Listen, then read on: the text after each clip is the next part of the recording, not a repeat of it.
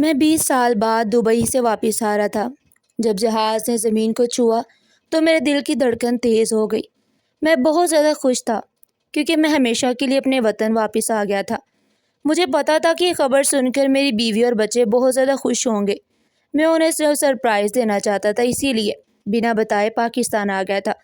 میں نے ساری زندگی پردیس میں گزار دی تھی، صرف اس لیے کہ میرے بچے اچھا مستقبل پا سکے، میری بیوی سکون سے رہ سکے اور میرے گھر میں کبھی کسی چیز کی کمی نہ ہو۔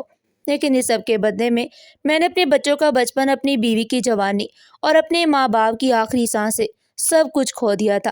جب میں ایئرپورٹ سے باہر نکلا تو مجھے لگا جیسے وقت رک گیا ہو، لیکن حقیقت یہ تھی کہ وقت بہت آگے نکل چکا تھا۔ میرے بالوں میں سفیدی آ چکی تھی، میرے چہرے پر جھریاں تھیں، مگر میرے دل میں آج بھی وہی امید زندہ تھی کہ میرا گھر مجھے ویسے ہی گلے لگائے گا جیسے میں چھوڑ کر گیا تھا۔ جب میں گھر پہنچا تو دروازہ کھلا ہوا تھا، اندر سے ہلکی ہلکی آوازیں آ رہی تھی۔ میں نے مسکراتے ہوئے دروازہ دھکیلا اور اندر داخل ہوا۔ میرے بیٹے جو اب جوان ہو چکے تھے موبائل فون میں مصروف بیٹھے تھے۔ میری بیٹی جو کبھی میری انگلی پکڑ کر چلتی تھی اب ایک سمجھدار لڑکی بن چکی تھی۔ میری بیوی کچن میں تھی۔ میں نے خوشی سے آواز لگائی کہ سرپرائز دیکھو، میں ہمیشہ کے لیے واپس آ گیا ہوں۔ مجھے دیکھ کر جیسے سب کو سام سونگ گیا۔ کسی کے چہرے پر وہ خوشی نہیں تھی جس کا میں نے تصور کیا تھا۔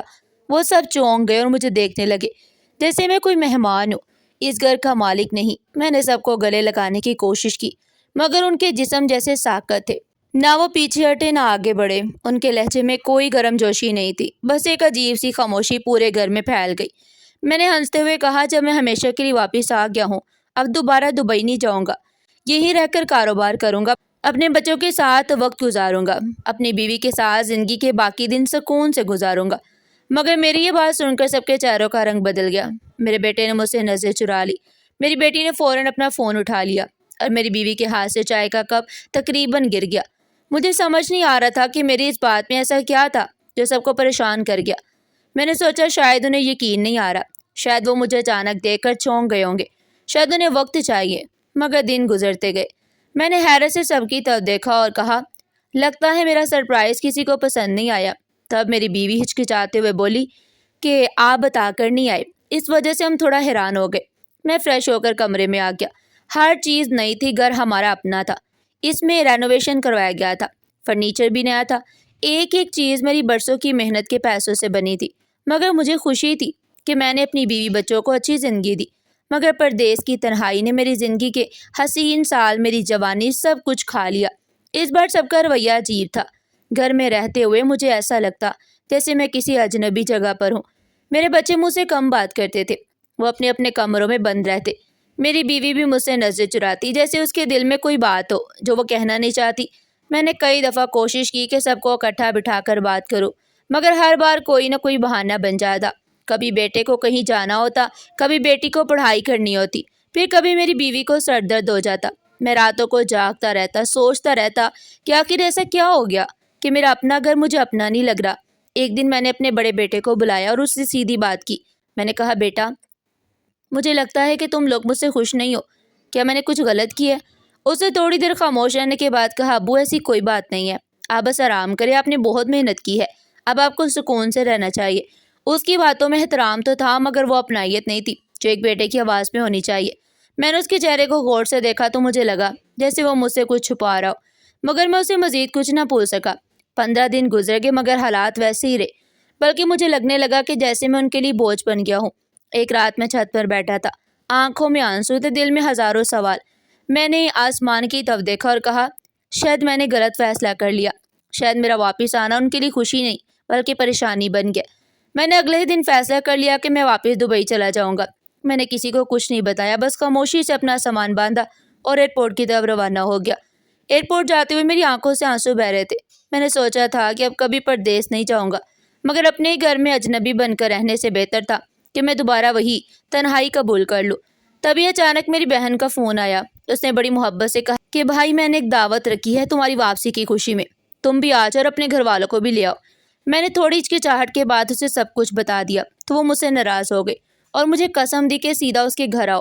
شاید یہی موقع تھا کہ میں سیدھا اپنی بہن کے گھر گیا۔ وہاں کافی رش تھا، روشنی سے گھر جگمگا رہا تھا، کھانے کی خوشبو ہر طرف پھیلی ہوئی تھی۔ میری بیوی اور بچے بھی وہاں پہنچے ہوئے تھے اور حیرت کی بات یہ تھی کہ وہ سب بہت خوش نظر آ رہے تھے۔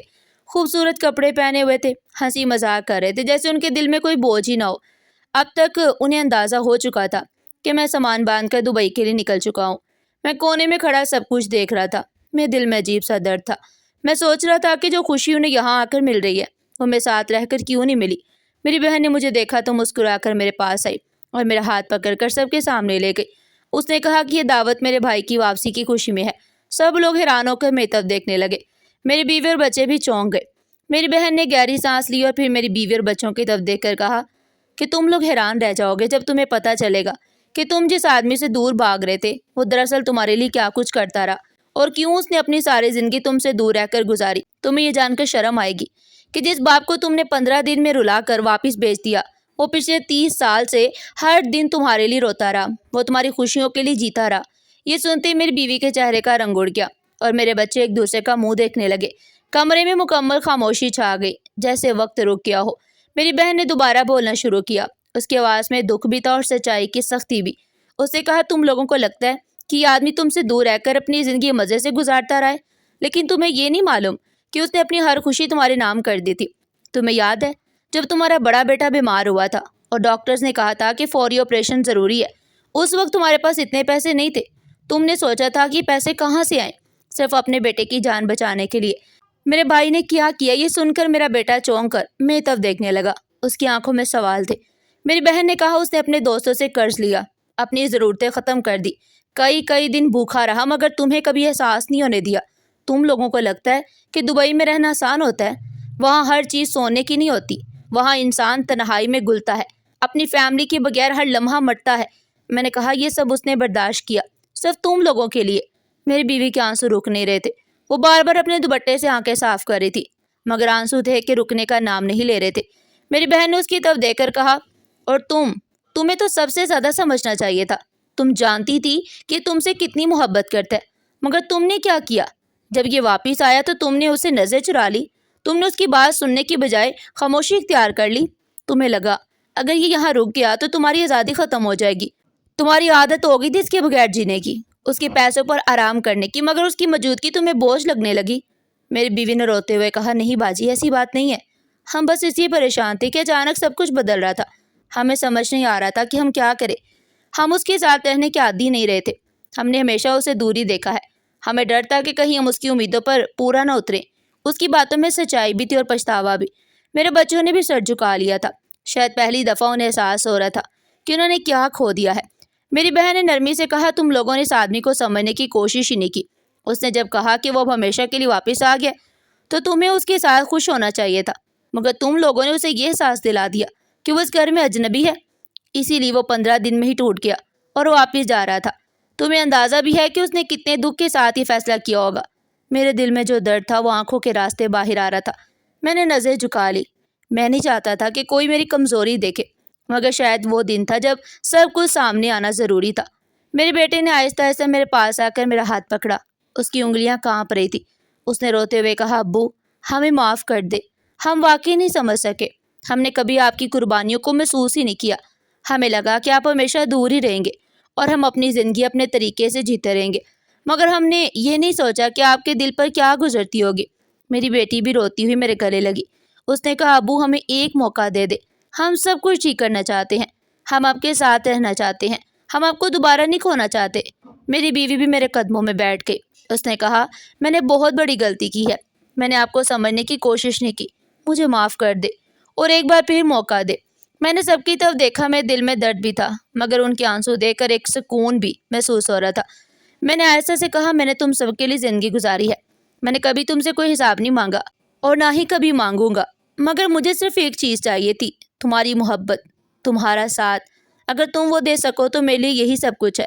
میرے بیٹے نے فوراً کہا ہم آپ کو کبھی اکیلا نہیں چھوڑیں گے ابو، ہم آپ کے ساتھ رہیں گے، ہم آپ کے ساتھ مل کر نیا کاروبار شروع کریں گے اور اس گھر کو واقعی گھر بنائیں گے۔ میری بیوی نے بھی ہاں میں سر ہلایا اور کہا اب ہم سب کچھ مل کر کریں گے، کوئی دور نہیں رہے گا۔ میری بہن نے مسکرا کر کہا یہی تو میں چاہتی تھی کہ تم سب کو حقیقت کا احساس ہو جائے اور تم لوگ دوبارہ ایک ہو جاؤ۔ اس رات وہ گھر جو پہلے صرف اینٹوں کا ڈھانچہ لگ رہا تھا اب واقعی ایک خاندان بن چکا تھا، جہاں ہر دل ایک دوسرے کے لیے دھڑک رہا تھا۔ میں نے آسمان کی جانب دیکھا اور دل ہی دل میں شکر ادا کیا کہ شاید میری 30 سال کی قربانی آج رنگ لے آئی تھی۔ اب میں اکیلا نہیں تھا، اب میرے پاس میرا گھر تھا، میری فیملی تھی، اور سب سے بڑھ کر وہ محبت تھی جس کے لیے میں نے ساری زندگی انتظار کیا تھا۔ کبھی کبھی ہمارے ارد گرد کے لوگ ہمارے جذبات سمجھ نہیں پاتے، انہیں احساس دلانا ضروری ہوتا ہے، جیسے میری بہن نے سب کو احساس دلایا تھا۔ ناظرین، آپ کو ہماری آج کی کہانی کیسی لگی؟ کمنٹ سیکشن میں اپنی قیمتی رائے کا اظہار ضرور کیجیے گا۔ اس طرح کی مزید سبق آموز کہانیاں سننے کے لیے چینل کو سبسکرائب کریں، ویڈیو کو لائک کریں اور زیادہ سے زیادہ شیئر کریں۔ پھر ملتے ہیں ایک نئی دلچسپ اور سبق آموز کہانی کے ساتھ، تب تک کے لیے اپنا بہت سارا خیال رکھیے گا۔ شکریہ، اللہ حافظ۔